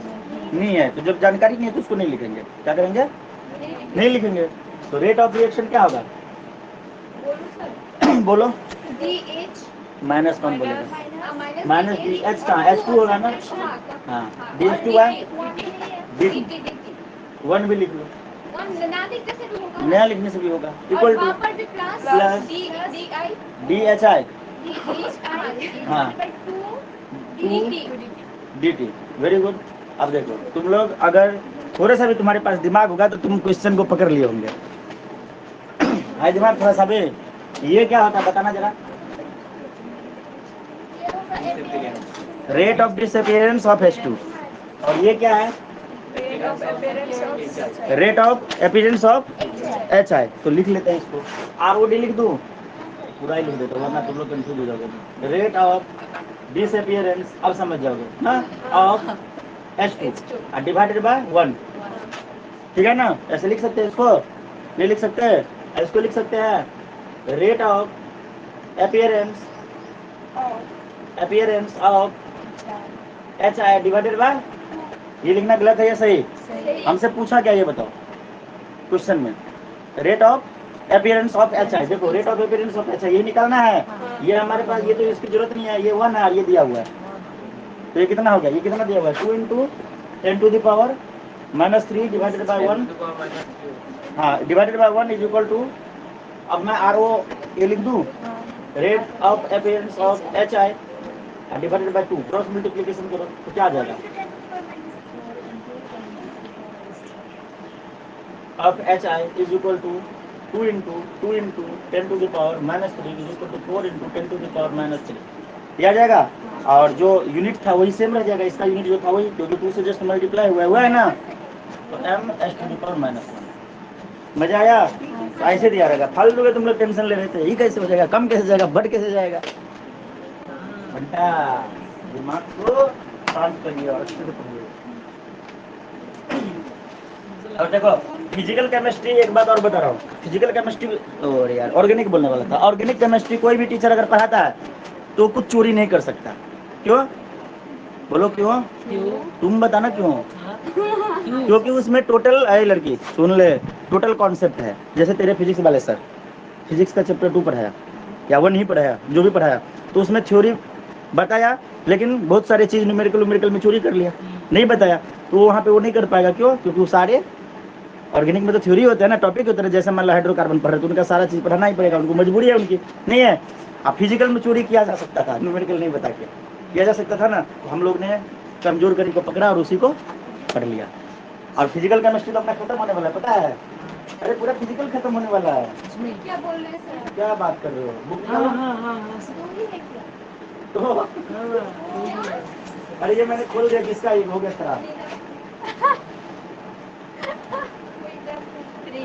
जानबूझ के नहीं खोला। लगाने से नहीं ये उखड़ा नहीं है। अरे कोई नहीं कोई दिक्कत नहीं। सर लग जाएगा फिर भी तो एक से भी नहीं ये उखड़ा नहीं है। कुछ नहीं होगा। हाँ, अच्छा ये ऐसे ही था। हाँ रे, कुछ नहीं हुआ। मुझे लगा कि ठीक है ना। ये देख जोर से मत खींचना, ठीक है ना? अभी जब तो वैसे ही भाग गया। बचपन में किस किस का हाथ चपटा था छाता को खोलने में? मेरा बहुत सब काटा। अच्छा एक बात बताओ, बचपन में कौन कौन सोचता था कि ये पंखा चल रहा है, इसको ऑफ कर देते तो अब बीच में अटका के देखते हैं क्या होता है। कौन कौन ऐसा किया था? स्विच को बीच में। मतलब तुम सब हमारी तरह सोचते मुझे थे। तो लगता था कि बीच में अटकना से क्या होता है? मतलब धीरे धीरे घूमेगा। पर ऐसा नहीं होता। सर वो एक है ना ऐसे टिप देने से वो हो जाता है। मैं टिप देने की ट्राई करती हूँ, शायद रुक जाए। अब देखो ये पंखा खराब होगा ना तो अपने क्लास में remote control light, remote control पंखा, AI का भरपूर यूज किया जाएगा। ठीक है? और अगली बार से अपने यहाँ पे AI का भी पढ़ाई स्टार्ट हो रहा है, अलग स्पेशल बैच, आर्टिफिशियल इंटेलिजेंस। कोई बात नहीं, हम वाईफाई से पढ़ा रहे हैं। ये एयरटेल वाले पागल है, समझे? ये चाहते हैं हम इसको पैसे दें। इसके बगल वाला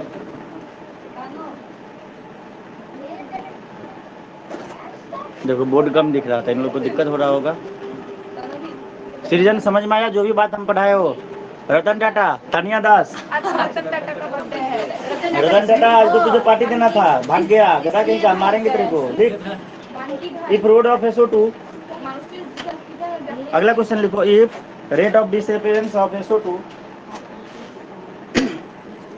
is 3.2 is 3.2 into 10 to the power minus 3 if rate of disappearance of SO2 is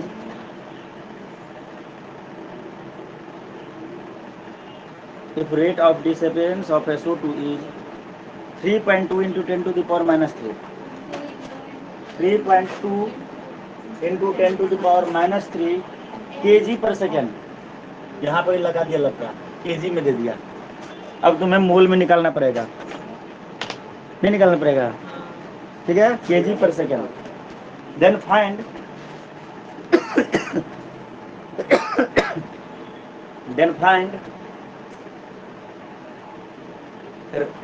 rate of appearance ROA of SO3 in kg per second, in KG per second. Reaction दिया हुआ है। अब तुम सोच रहे होगे कि यार इसी ये भी तो केजी में ही पूछा है, तो कुछ नहीं, ये जो कंसंट्रेशन हम निकालेंगे तो उसके लिए हमें केजी में नहीं चलेगा, उसके लिए मोल में लाना पड़ेगा। अब मोल में लाने के बाद आंसर निकाल के फिर से चेंज करना पड़ेगा।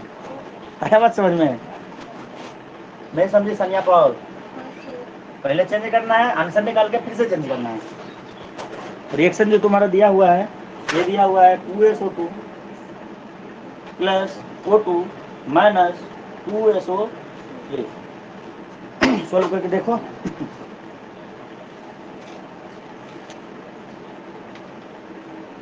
Three 3.2 into 10 to the power, ये जो तुम्हारा दिया हुआ है उसको चेंज कर लेते हैं। ROD जो दिया हुआ है तुम्हारा, ROD ऑफ SO2, ये तुम्हारा 3.2 into 10 to the power minus 3, इसको जो हम चेंज करेंगे तो क्या हो जाएगा, ये तुम्हारा है kg पर सेकेंड।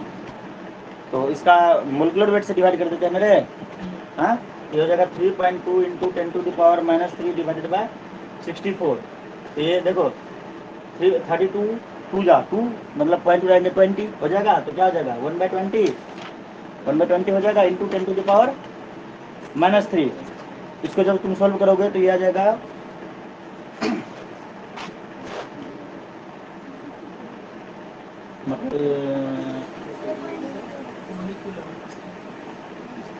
100 अगर हम इधर पे मल्टीप्लाई कर दे, मतलब साइंटिफिक नोटेशन में निकालो क्या आता है ये, साइंटिफिक नोटेशन में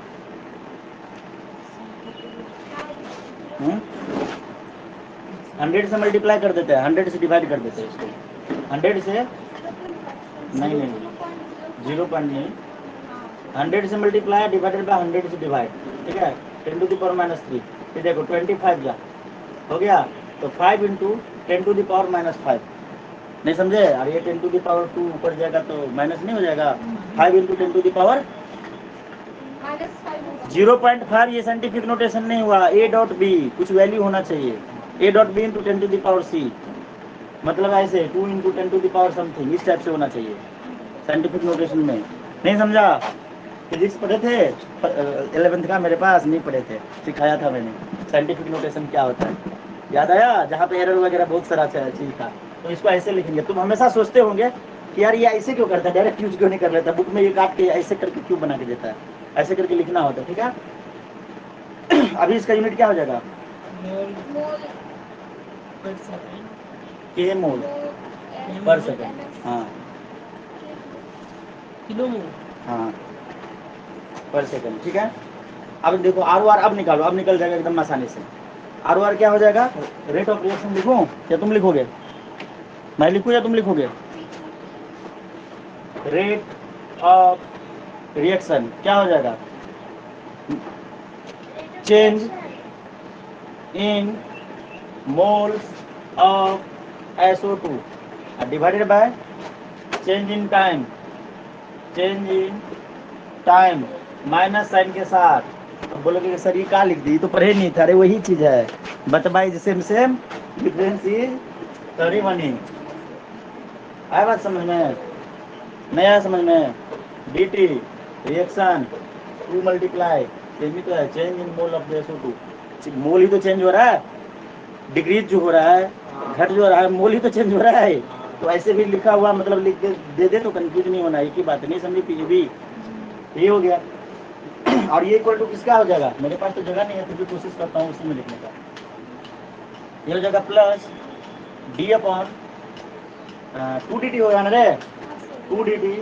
और ये क्या हो जाएगा?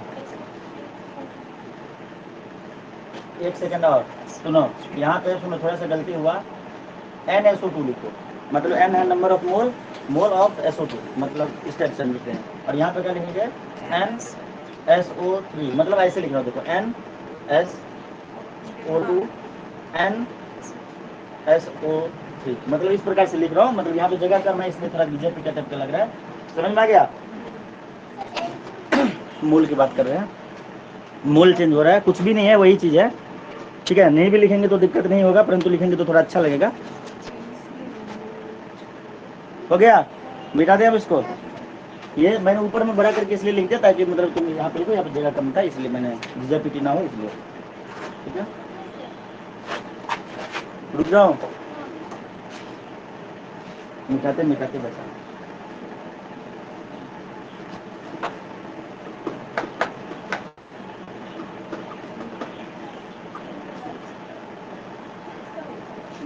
हमारे सर बोला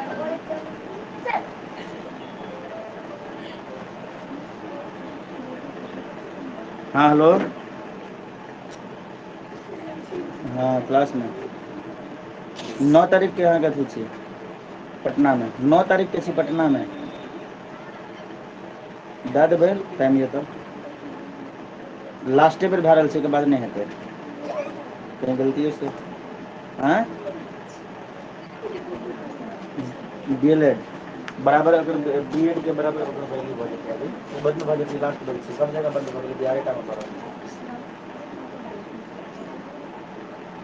पहले तो देखियो ना, अभी आप दिन टाइम में थोड़ा बहुत देखियो ना, निकल जाए ढूंढ के देखियो ना।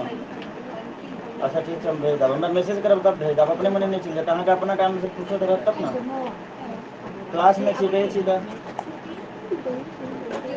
जते भेजलियै ओते देखू, तकर बाद हम आगे हाँ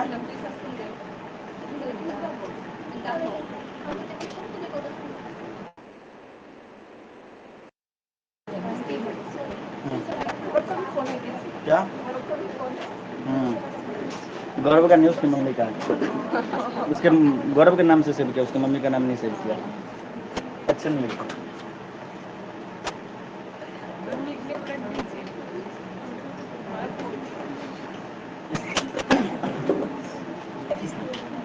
तो देखिए इसको सोल्व कर रहा हूँ, सबका समात है बेटे।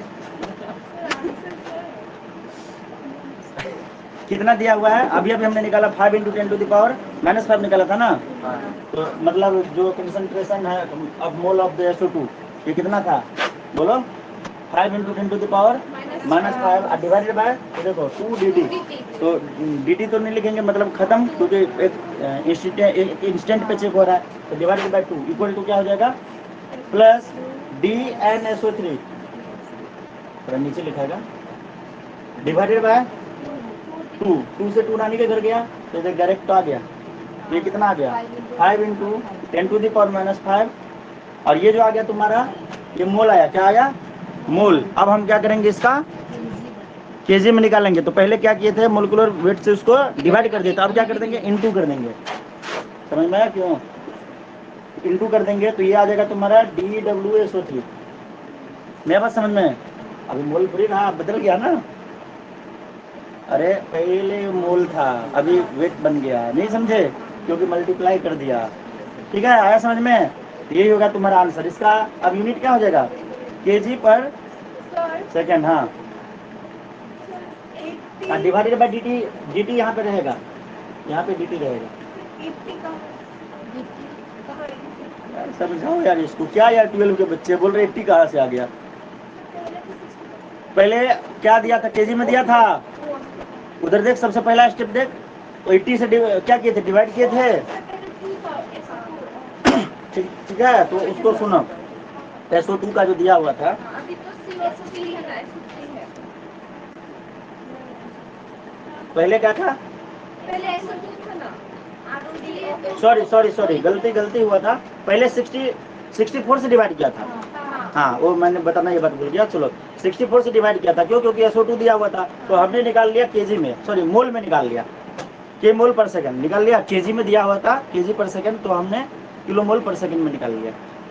कोई दिक्कत, ठीक है। उसके बाद हमने इसको सॉल्व किया, तब जो ये आंसर आया, ये जो आंसर आया तुम्हारा, ये NSO3 का जो आंसर आया, ये 5 × 10⁻⁵ के मोल पर सेकंड आया ना। तो इसको हम केजी में कन्वर्ट करेंगे, तो देखो केजी को के मोल पर सेकंड में करने के लिए मोलिकुलर वेट से डिवाइड किए थे, तो फिर से ये उल्टा काम कर रहे हैं, तो मल्टीप्लाई करेंगे, तो अब मोलिकुलर वेट किसका लेंगे, SO3 का लेंगे, तो SO3 का होता है 80, तो मल्टीप्लाई करेंगे। अब यार समझ में सानिया, अब गुस्सा मत हो, कोई बात नहीं, तुम ये छोटी छोटी बातें समझती हो, तो आया समझ में नहीं। 4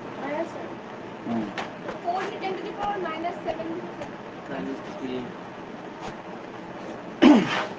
कितना आया, बोलो आंसर। 4 × 10⁻⁻3 4 × 10⁻³ केजी पर सेकंड, और ये आया तुम्हारा, ये इसको क्या पढ़ेंगे, इसको पढ़ेंगे रेट ऑफ SO3, ठीक है, विथ टाइम, मतलब एक पार्टिकुलर टाइम पे dt यहाँ पे रह जाएगा, ठीक है। तो ये आ गया तुम्हारा rate of appearance of SO3, ठीक है, इन SO3 इन केजी पर सेकंड का आ गया, ठीक है। मजा आ गया, थोड़ा सा दिमाग लगाने की जरूरत पड़ेगी। सुहाना मसाला, मजा आ गया, कीपैड आता है। अब पढ़ेंगे ग्राफिकल एनालिसिस, ग्राफिकल एनालिसिस।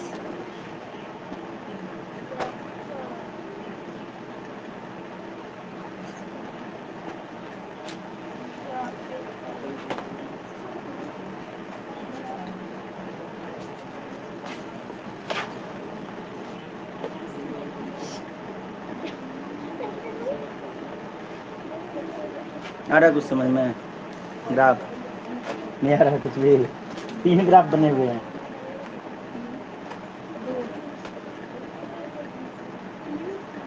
देखो और आगे,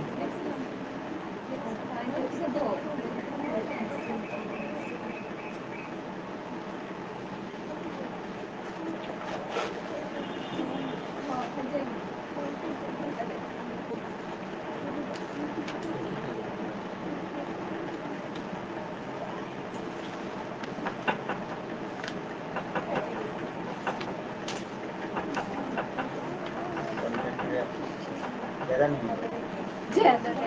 है ना, बहुत कम, उसका तो आधा है ना, तो अपने लिए तो अच्छी बात है ना, हम ज़्यादा पढ़ पाएंगे ना। ये देखो रे, आधा नहीं 1/3 है, ये देखो चैप्टर जो अभी हमने, सॉरी सॉल्यूशन भी निकल गया। हम तो कहेंगे कि 3 दिन में हो जाए, परंतु हो जाए तब तो हम तो पूरा पढ़ाएंगे ना, मतलब जितना पेज उसका है उसका हाफ है, इतना सा है, गिने चुने पेज। अभी कितने पेज हुआ सर? एक पेज, एक पेज। हम डिटेल से स्टडी कर रहे हैं ना। लिखो ग्राफिकल एनालिसिस में मान लो, ओए हला नहीं, एक हाइपोथेटिकल रिएक्शन हमने ले लिया कि रिएक्टेंट से बन रहा है प्रोडक्ट, एक रिएक्टेंट और एक प्रोडक्ट बन रहा है, तो हम इनके कंसंट्रेशन और टाइम के बीच में ग्राफ बनाने वाले हैं। इधर पे होगा कंसंट्रेशन और इधर पे होगा टाइम।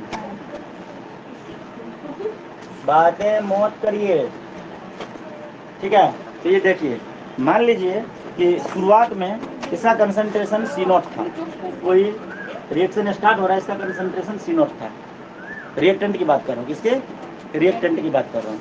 तो मतलब रिएक्शन में कंसंट्रेशन इसका C0 था, समय बढ़ता जा रहा है, देखो इधर वही समय बढ़ता जा रहा है, कंसंट्रेशन घटता जा रहा है, रिएक्टेंट खत्म होते जा रहे हैं। इस टाइप का कुछ बनेगा बनेगा। तो अगर मान लो कि T1 टाइम पे, यहाँ पे हमने ले लिया T1 टाइम, T1 टाइम पे इसका कंसंट्रेशन था C1, और थोड़ी देर बाद T2 टाइम हमने लिया, T2 टाइम पे इसका कंसंट्रेशन था C2। अब बताओ C1 ग्रेटर देन C2 है या नहीं? अभी पता चल गया नहीं है? C1 इतना है, C2 इतना है, अभी पता चल गया कि C1 ग्रेटर देन C2 क्यों था। ठीक है, तो अब हम उसकी एवरेज रेट की अगर बात करते हैं, एवरेज रेट ये क्या हो जाएगा, minus delta concentration of reactant with respect to time. ठीक है, माइनस के लिए पता चल गया। अगर मैं इसको तोड़ के लिखूं कंसंट्रेशन को, तो ये क्या हो जाएगा, C2 minus C1, final minus initial, final minus initial. यहाँ से देखो फाइनल माइनस इनिशियल, लेकिन जब यहाँ से और यहाँ पे हम लिख लेते हैं T2 माइनस T1, ध्यान से समझो, पहले नहीं मिटाऊंगा। जो कंसंट्रेशन है मतलब रिएक्टेंट का, वो क्या होगा, फाइनल माइनस इनिशियल, मतलब इन दोनों के बीच में हमने लिया तो C2 माइनस C1। भाई साहब इसको देख रहे हैं तो C1 तो छोटा दिख रहा है, परंतु C1 तो यहाँ पे बड़ा है, लेकिन हमने जो निकाला वो तो हो गया छोटा, मतलब कुछ तो गड़बड़ हुआ है। मतलब अगर हम यहाँ पे माइनस लगा दें, ये माइनस पहले नहीं था, अगर हम यहाँ पे माइनस लगा दें तो C1 बड़ा हो जाएगा, C2 छोटा हो जाएगा, तो इसलिए यहाँ पे माइनस लगेगा। माइनस के लफड़ा समझ में आ गया, बोला था ना मैंने, आ जाएगा। चलो छाप लो। इसी प्रकार प्रोडक्ट का भी लिखते हैं। अब देख तो ग्राफ दुख का समझ में आया।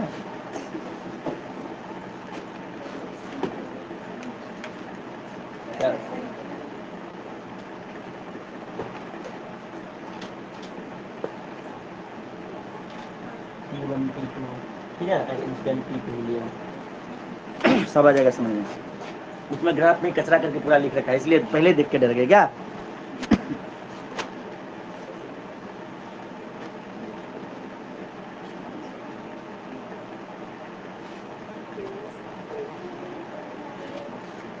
यहाँ पे जो है C2 greater than, sorry C1 greater than C2, C1 greater than C2 है।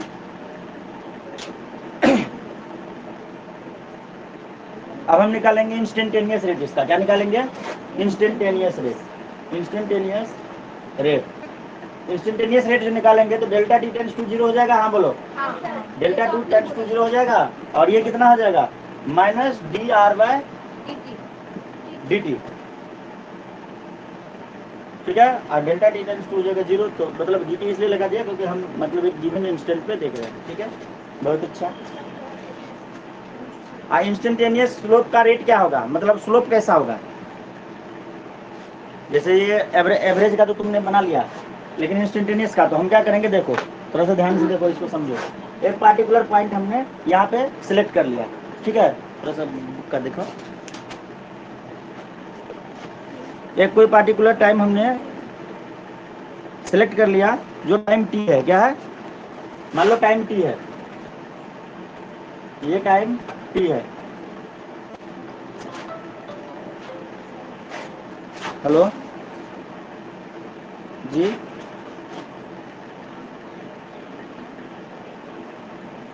जी बताइए।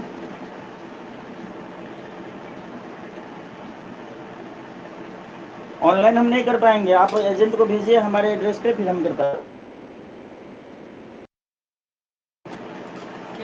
जहाँ मैंने बोला ऑनलाइन नहीं कर पाएंगे, ये काट दिया, वो समझ गए ना। अरे फ्रॉड करते हैं, नहीं बोल रहा है कि HDFC बैंक क्रेडिट कार्ड लीजिए, 5 लाख तक का क्रेडिट लिमिट है। मैं बोला ऑनलाइन नहीं कर पाएंगे, एजेंट को भेज दीजिए घर पे, हम करेंगे। ठीक है, हाँ तो सुन मेरी बात। तो एक पॉइंट हमने सिलेक्ट कर लिया जहाँ पे इनका जो रेट होगा इंस्टेंटेनियस रेट। इंस्टेंटेनियस रेट क्या होता है तुम्हारा, माइनस dr/dt, मतलब कि एक का पर्टिकुलर पॉइंट पे, तो ये पॉइंट हमने सिलेक्ट कर लिया। तो यहाँ पे तुम ग्राफ के थ्रू इसको दिखाओगे, तो ऐसे करके एक लाइन तुम दिखा सकते हो। कहने का मतलब स्लोप जो होता है ना, स्लोप जो होता है ना, वही होता है इंस्टेंटेनियस रेट, ये समझो। तो इस कोई एक पार्टिकुलर पॉइंट पे, तो ये पॉइंट पे ले सकते, तो कहीं पे भी कोई भी पॉइंट ले सकते। तो इस पॉइंट पे हम स्लोप देखते हैं, इस ग्राफ का स्लोप देखेंगे। तो इस पॉइंट पे क्या करेंगे, टेंजेंट ड्रॉ करेंगे। क्या करेंगे, टेंजेंट ड्रॉ करेंगे, और यही होगा इंस्टेंटेनियस रेट। ये बात आया समझ में। इस पॉइंट पे हमने एक टेंजेंट ड्रॉ कर दिया, टेंजेंट कर्व के, टेंजेंट थोड़ा सा टेढ़ा हो गया मेरा, पर तुम भावनाओं को समझो। ये जो है तुम्हारा स्लोप जो है इस ग्राफ का स्लोप ऑफ ग्राफ ये जो होता है इंस्टेंटेनियस रेट। ये बात आया समझ में? स्लोप क्या होता है? m is equal to ten theta. Math में याद आ रहा है? Mathematics is the language of science. Language of all subject. तो ये देखो यहाँ पे जो ये किया हुआ, यहाँ पे देखो क्या लिखा है इधर, slope is equal to minus D R by D T. Minus लगा दिया, ये देखो ऐसे करके लग गया। अब ये इतना ही दूर दिखा है, पर ये पूरा भी खींच देने से कोई दिक्कत नहीं होगा। कोई दिक्कत? यहाँ पे क्या किया पता है? माइनस भी ले लिया है। स्लोप से पहले क्या लिखा? Minus slope is equal to minus D R by D T. ठीक है, minus slope is equal to minus D R by D T. क्यों लिखा पता चला? क्योंकि D R by D T तो है इंस्टेंटेनियस रेट, माइनस में, इसलिए स्लोप माइनस में लिया। सर वो क्या लिखा आपने? स्लोप ऑफ ग्राफ नहीं, T1 T2 के बीच में टी टाइम टी ले लिया। एक टाइम टी पे हमने ये क्या, कहीं पे भी कर सकते हैं। आया बात समझ में? हमने टाइम टी पे कर लिया, एक पॉइंट ले लिया और उसका इंस्टेंटेनियस रेट देखने की कोशिश करें। किस किस को ये बात अच्छे से आ गया? 100% किस किस को आ गया ये समझ में? Instantaneous rate. चलो देखो, कोई भी ग्राफ होता है ना, उसका एक स्लोप होता है। स्लोप मतलब वो एक्स एक्सिस वाई एक्सिस से कितना एंगल पे है। तो ये जो होगा ना, किसी भी पार्टिकुलर पॉइंट पे जो स्लोप होगा वही कहलाएगा उसका इंस्टेंटेनियस रेट। स्लोप जो होता है m होता है ten theta, m is equal to ten theta. ठीक है, परपेंडिकुलर बाय बेस। बोलोगे कि सर इस पॉइंट पे, तो इस पॉइंट पे करेंगे तो टेंजेंट ऐसा हो जाएगा। तो देखो बेस बढ़ गया, परपेंडिकुलर कम हो गया। तो इस पॉइंट पे लिए तो ये देखो परपेंडिकुलर इतना, बेस इतना, इस पॉइंट पे लेंगे तो परपेंडिकुलर और बेस और कम, मतलब रेशियो जो है सेम ही आने वाला है, स्लोप सेम ही आने वाला है। समझ में आया? चलिए मिटा दे इसको। अब प्रोडक्ट के लिए लिखते हैं। ये देखिए कितना खतरनाक ग्राफ था। कुछ भी था क्या? कुछ भी नहीं था।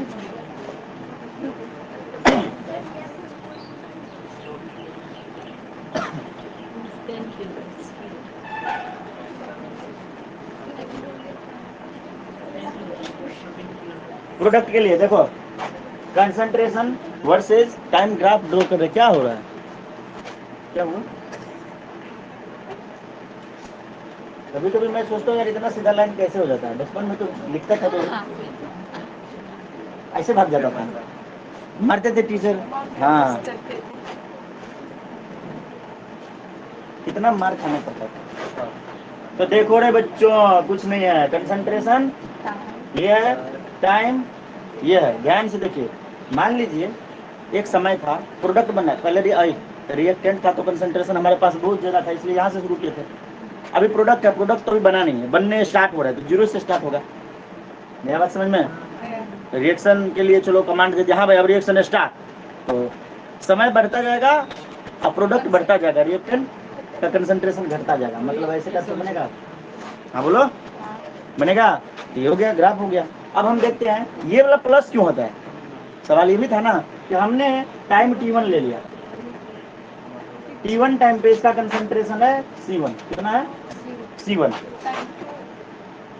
टाइम 2 ले लिया, मतलब t2 टाइम पे इसका कंसंट्रेशन है c2। तो यहाँ पे देखो c2 ग्रेटर देन c1 हो गया, तो c2 ग्रेटर देन c1 हो गया, तो आप लिखते हैं एवरेज रेट। एवरेज रेट क्या होता है? Delta P, concentration of product with respect to time. तो ये देखो क्या होगा, फाइनल माइनस इनिशियल। तो फाइनल क्या है? C2 कंसंट्रेशन, तो हो जाएगा C2 माइनस C1। अब देखो C2 तो ऑलरेडी ज्यादा है और C1 कम है, तो कोई दिक्कत वाली बात नहीं है। वहाँ पे उल्टा हो गया था, इसलिए माइनस, तो इसलिए यहाँ पे प्लस आ गया, कोई दिक्कत? और divided by T2 minus T1। इसी प्रकार इसका इंस्टेंटेनियस लिखते हैं। यहाँ पे क्या है? C2 greater than C1। अब हम लिखते हैं, यहाँ पे लिख दे क्या, कलर चेंज करके लिख देते, पहले समझ लो ना। इंस्टेंटेनियस रेट लिख रहे हैं, इंस्टेंटेनियस रेट। तो यहाँ पे क्या होगा? डेल्टा टी टेंस टू 0 हो जाएगा ना, डेल्टा टी टेंस टू 0। तो ये क्या हो जाएगा? Plus dt by dr by dt था, तो यहाँ पे हो जाएगा dt बाय dt। कोई दिक्कत? अब देखो स्लोप, मतलब ये तो हो गया एवरेज रेट का, ठीक है। अब उसका जो इंस्टेंटेनियस का अगर हम करते हैं तो क्या होगा? इंस्टेंटेनियस के लिए क्या करेंगे? किसी एक पार्टिकुलर पॉइंट पर स्लोप चेक कर लेंगे। तो मान लो ये पॉइंट हमने ये ले लिया टाइम टी पे, ठीक है। टाइम टी पे हमने इसका स्लोप देखा, तो इस जगह पे टेंजेंट ड्रॉ करेंगे तो टेंजेंट कैसा होगा? देखो थोड़ा सा हट गया, भावना को समझो या फिर से करो, समझ जाओगे? ठीक है, तो ये जो इसका स्लोप होगा, ठीक है, वही होगा तुम्हारा इंस्टेंटेनियस रेट। ठीक है, तो सर Instantaneous. कैसे 10 फीट rate is equal to slope of graph. हाँ क्या बोले? सर 10 फीट कैसे निकलेगा? ट्रेंगल बना के कैसे बनाएंगे? कहीं से भी स्लोप मतलब क्या, एक्स एक्सिस से उसका स्लोप चेक कर लेंगे, एक एक्सिस इमेजिन कर सकते हैं। और ये लाइन है, ये कितना डिग्री पे है नहीं पता है तेरे को, ये जरूरी थोड़ी है कि यहाँ पे मिलाएंगे तभी, यहाँ पे भी एक्सिस ड्रॉ करके देख सकते हैं। स्लोप मतलब क्या, एंगल फ्रॉम एक्स एक्सिस। नहीं समझे? हाँ सर, क्या बात करते हो यार, इसलिए बोला था कि मैच ले लो। कब बोले थे सर आपने? तू एक बार बताओ, मानो या ना मानो, मैथ कम लोग लेते हैं, बायो ज्यादा लोग लेते हैं। तुम अपने स्कूल का, हर स्कूल का यही हाल है, क्योंकि मैथ पढ़ाना मतलब ऐसा नहीं है कि पढ़ना मुश्किल है, मैथ बहुत आसान है। पूछ परमिता, मैथ कितना इजी है बता 12 का। सृजन तुम तो मैथ पढ़ता है ना, कैसा लगता है मैथ बताओ तो जरा। आगे आने वाले आगे भी नहीं है, मैं हूँ तो नहीं है, मैं नहीं हूँ तो है मुझको। ठीक है, हाँ इसलिए तो बायो ले लिया तुम लोग ने, वरना तुम पूरी लेते बायोलॉजी। तो ये क्या हो जाएगा, इंस्टेंटेनियस रेट जो हो जाएगा तुम्हारा, ये हो जाएगा dt बाय, सर हाँ स्लोप ऑफ ग्राफ क्या, ग्राफ का स्लोप, इसके बाद graph slope of graph GRAPH कुछ भी नहीं है।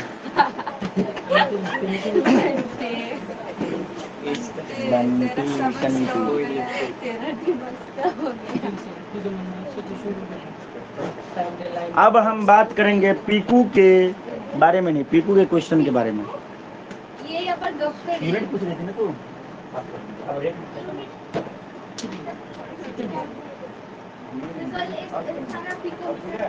दोनों एक तरफ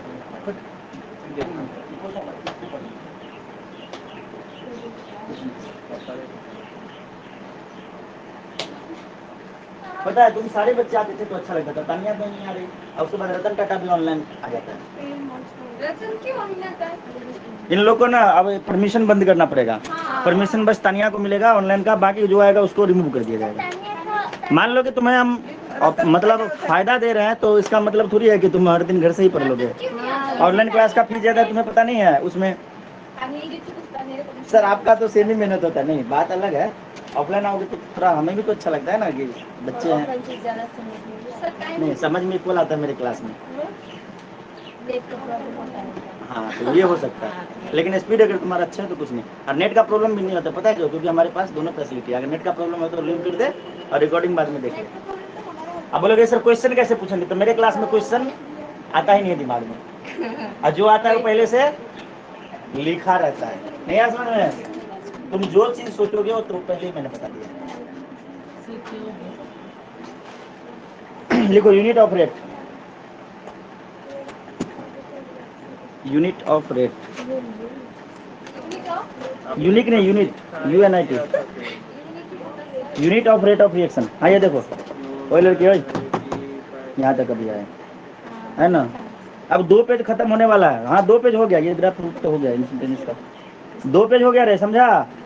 मतलब 2 पन्ना 4 पेज। अभी तो हम्म। सर आपने तो ज्यादा बोल दिया कि 5-4 दिन में और नहीं जाएगा। अरे कर देंगे, टेंशन मत लेना। ज्यादा दिमाग घूमेगा तो 9 बजे से 3 बजे तक टिफिन लेके आना, हमारे लिए भी लेके आना, और सब लोग आपने मिलकर तो बैठ कुछ के और खाएंगे। बोला था।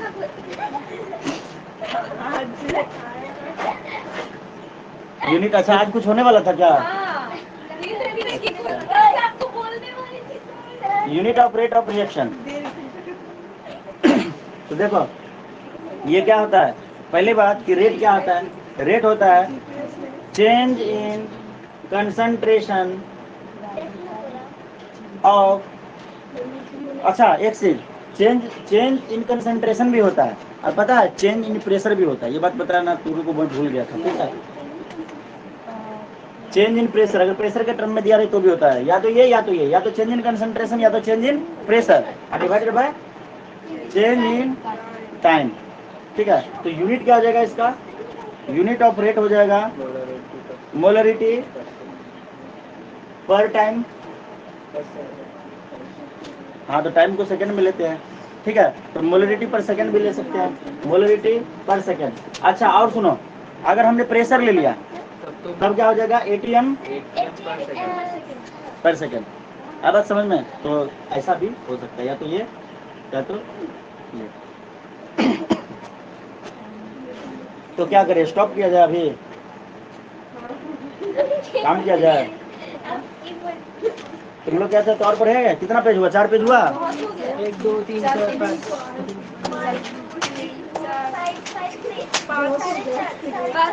चलो ठीक है। अब अगला टॉपिक जो है ना ये है रेट लॉ। रेट लॉ नहीं, मतलब रेट लॉ, रेट का नियम, LAW लॉ, कानून नियम। लॉ मीन्स खाने वाला लॉ नहीं। कद्दू कद्दू कद्दू नहीं सर, लौकी लौकी लौकी लौकी लौकी लौकी। ठीक है, तो अगले दिन पढ़ते हैं इसको।